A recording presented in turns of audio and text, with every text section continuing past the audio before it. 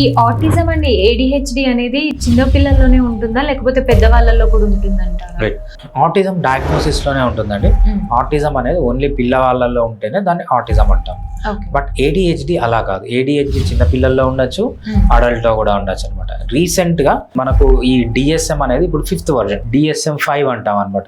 DSM-4, DSM-3 లో కూడా మనకు ADHD ఉంది. అప్పుడు ఎప్పుడు మనకు అడల్ట్ ADHD అనే పదం లేదు. ఇప్పుడు DSM-5 లో కొత్తగా యాడ్ చేశారు అడల్ట్ ADHD. అంటే ఇన్ని రోజులు ADHD అనేది చిన్న పిల్లల్లో మాత్రమే చూసాము, ఈ కాలంలో పెద్దవాళ్ళలో కూడా వస్తుంది. ఎందుకు పెద్దవాళ్ళలో వస్తుంది అని ఒక రీసెర్చ్ చేస్తే ఏంటంటే మల్టీ టాస్కింగ్. ఎస్పెషల్లీ మీరు ఒక టెక్నాలజీ కంపెనీలో పనిచేస్తే మీరు ఇక్కడ ఫోన్ చూసుకుంటూ ఉంటారు, ల్యాప్టాప్లో ఏదో చేస్తూ ఉంటారు, పక్కన ట్యాబ్ పెట్టుకుంటా ఉంటారు, ఇంకోటి ఏదో వింటూ ఉంటారు, మ్యూజిక్ పెట్టుకుంటారు. సో స్క్రీన్ పైన కూడా ఒక పని చేయరు, 10 పనులు చేస్తుంటారు అనమాట. ఈ పనులు ఒకటేసారి చేసేటప్పటికి ఏంటంటే ఆ మైండ్ అనేది కాంప్రహెండ్ చేసుకోక మనకు మైండ్ లో న్యూరల్ నెట్వర్క్స్ ఉంటాయి అనమాట.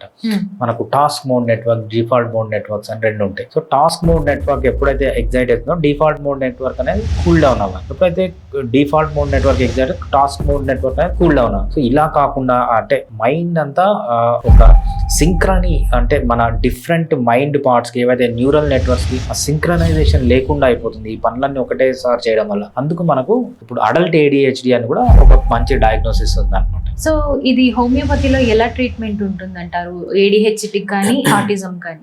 రైట్, ADHDకి ఆటిజంకి హోమియోపతిలో చాలా మంచి ట్రీట్మెంట్ ఉంటుందండి. సో సింపుల్గా చెప్పాలంటే వేరే దానికి హోమియోపతికి డిఫరెన్స్ ఏంటంటే వేరే దాంట్లో ఆటిజంలో కానీ మీకు ADHDలో కానీ వాళ్ళకి ఆ డిసీజ్ని క్యూర్ చేసే మెడిసిన్స్ ఎక్కడా లేవు. బాగా ఎగ్జైట్ అవుతున్నాడా, మత్తు వచ్చే మందు ఇవ్వండి. బాగా డల్గా ఉన్నాడా, బాగా ఎగ్జైట్ అయ్యే మందు ఇవ్వండి. Either excite or makes him calm, అంతే. ఇవి కాకుండా ఆటిజంని ట్రీట్ చేయడానికి అలోపతిలో మెడిసిన్సే లేవు. బట్ హోమియోపతిలో ఆటిజం కానీ ADHD కానీ ఎక్సలెంట్ మెడిసిన్స్ ఉన్నాయి. కొన్ని డైట్లో చేంజెస్ చెప్తాను నేను. ఆ డైట్లో చేంజెస్ చేసి మెడిసిన్ వాడితే చాలా మందికి కంప్లీట్గా రికవర్ అవ్వడమే కాకుండా మళ్ళీ రాకుండా ప్రివెంట్ అవుతుంది. సో అలోపతిలో మనం ఏ మెడిసిన్ ఇచ్చినా కూడా చాలా సైడ్ ఎఫెక్ట్స్ ఉంటాయి. బట్ హోమియోపతిలో మనం 0 సైడ్ ఎఫెక్ట్స్తో ఆటిజంని కానీ ADHD కానీ ట్రీట్మెంట్ తీసుకోవచ్చు. మీరు ఆయుర్వేద, యునాని, సిద్ధ, అలోపతి వీటి అన్నిటికంటే బెటర్గా హోమియోపతిలో ట్రీట్మెంట్ ఉంటుంది. రిజల్ట్స్ కూడా మనకు వితిన్ 1 maximum 2 to 3 months లో మంచి రిజల్ట్స్ అనేవి మనం చూస్తాం.